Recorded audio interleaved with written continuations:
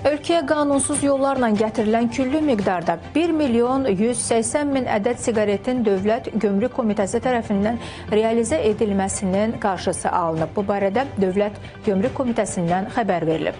Məlumata görə komitənin Əməliyyat İstintaq Baş İdarəsi və Bakı Baş Gömrük İdarəsinin əməkdaşları tərəfindən Abşeron rayonu Xırdalan şəhəri ərazisində həyata keçirilən əməliyyat axtarış tədbirləri nəticəsində bir yük və bir minik nəqliyyat vasitəsindən Azərbaycana məxsus məcburi nişanlanma ilə nişanlanmayan küllü miqdarda dəyəri 150.000 manata yaxın olan 1.180.000 ədəd siqaret aşkar edilib.